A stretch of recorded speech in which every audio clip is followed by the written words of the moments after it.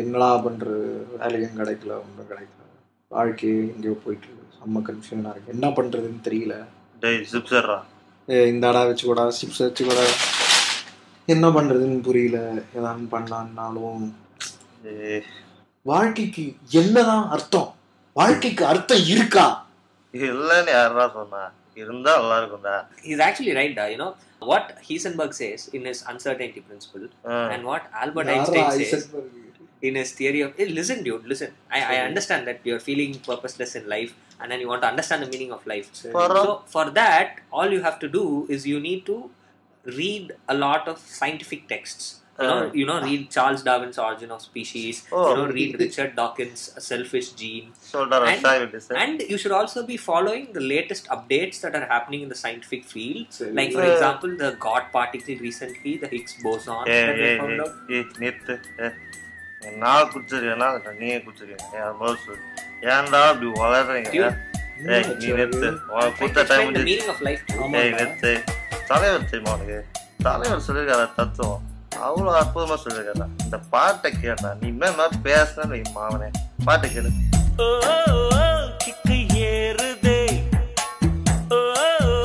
வெக்கம் போனதே உள்ளுக்குள்ளே ஞானம் ஊறுதே, உண்மை எல்லாம் சொல்ல தோணுதே.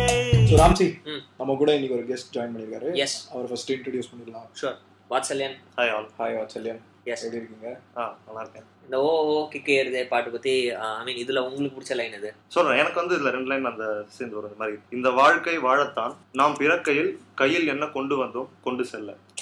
இதை நீங்க நோட்டீஸ் பண்ணீங்கன்னா இது வந்து ரிப் ஆஃப் மாதிரி இருக்கு. ஆக்சுவலா இது நம்ம வீட்டுல கேலண்டர்ல தொங்கிட்டு இருக்கும் இந்த கீதாச்சாரம். அதுல ஆக்சுவலா சுத்த தமிழ்ல போட்டது இவர் வந்து அப்படி கொஞ்சம் சும்மா அப்படி மாடிஃபை பண்ணி போட்டிருக்காரு. அதுல வந்து ஆக்சுவல் வேர்ஸ் எப்படி வரும்னா, இங்கு நீ எதை நீ கொண்டு வந்தாய் அதை எடுத்து செல்வதற்கு அப்படின்னு.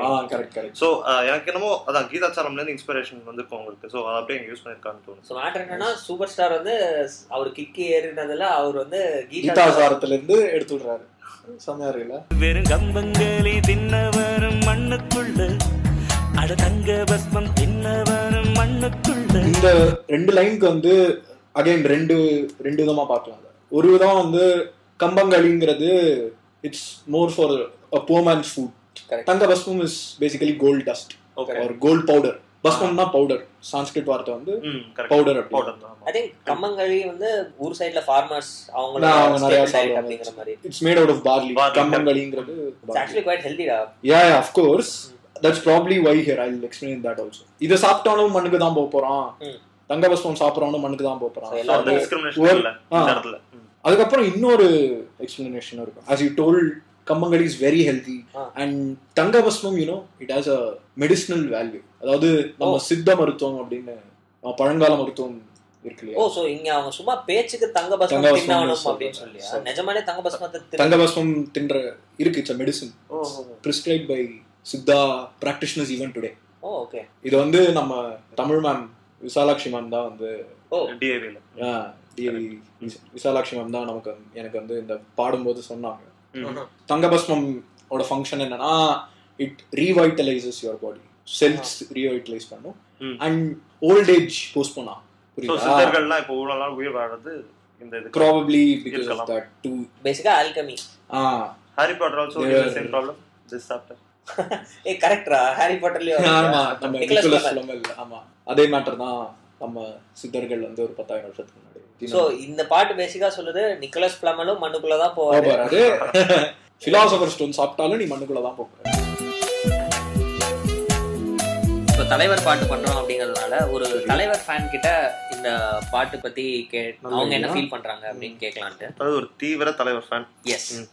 ஸோ பிரசன்னா அப்படின்னு ஒரு தீவிர தலைவர் ஃபேன் வந்து இந்த பாட்டு பத்தி அவர் ஃபீல் பண்றது சொல்லியிருக்காரு. கேட்போம். அந்த பாட்டில் தலைவரோட டான்ஸ் தான் எனக்கு ரொம்ப ரொம்ப பிடிக்கும். சும்மா சொல்லக்கூடாது, ஒவ்வொரு அசைவிலையும் அப்படியே ஒரு ஸ்டைல் அப்படியே கொப்பளிக்கும்.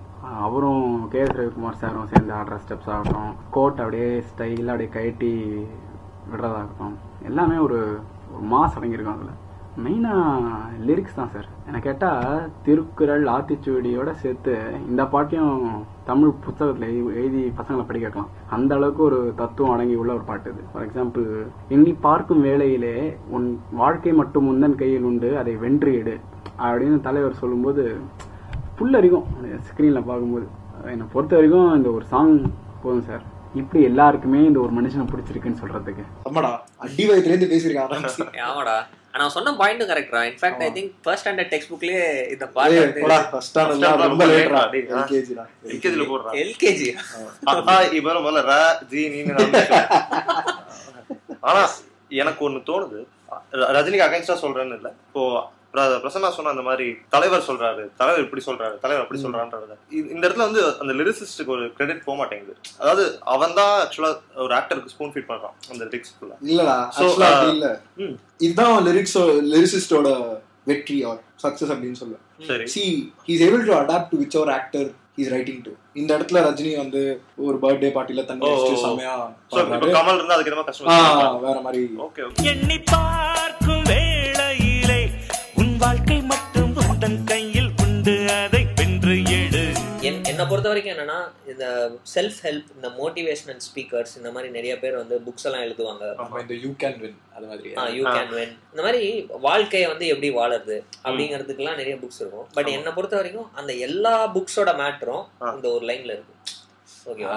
தட் இஸ், உன்னால உன் வாழ்க்கையில எதெல்லாம் வந்து அவுட் ஆஃப் யுவர் கண்ட்ரோலோ அதெல்லாம் ஃப்ரீயா விட்டுட்டு உன் கண்ட்ரோல்ல எது இருக்கோ அதை நீ சரியா செய் அப்படிங்கிற மாதிரி. என்ன கேட்டேன்னா, ஒரு ட்ரூ ரஜினிகாந்த் ஃபேனுக்கு வந்து காசே செலவாகுது, அவங்க இந்த புக்ஸ் எல்லாம் வாங்க தேவை, இந்த மாதிரி பாட்டு கேட்டாலே போறோம். பட் எனக்கு ஒரு இது என்ன தோணுதுன்னா, அந்த வென்று எடுன்றது என்னமோ கொஞ்சம் சிம்பிளா அதை ரைம் ஆகணும்ன்றது மாதிரி யூஸ் பண்ண மாதிரி இருந்தது. வாழ்க்கை உந்தன் கையில்னு சொல்றாங்க, உன் கையில இருக்கு, அதை எடுத்து ஜெயிச்சு காமி அப்படின்னு சொல்றத வென்று எடுன்னு ஏன் சொல்றாங்க புரியல. எடுத்து வென்றுடு அப்படி சொல்லலாமே.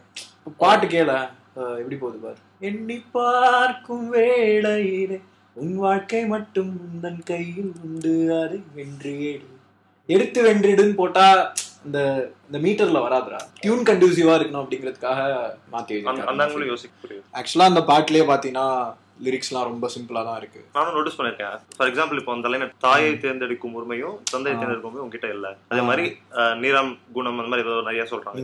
இதெல்லாம் ஒரு லேமேன் கூட எழுதலாம். இப்ப நான் எங்கிட்ட கொடுத்தனா நானே இதெல்லாம் எழுதுவேன். ஆக்சுவலா ஆமாண்டா, வாலி இந்த மாதிரிதான் ரொம்ப சிம்பிளா தான் எழுதுவார், ரொம்ப மேலோட்டமா எல்லாத்தையும் எக்ஸ்பிளிசிட்டா எழுதுவார்.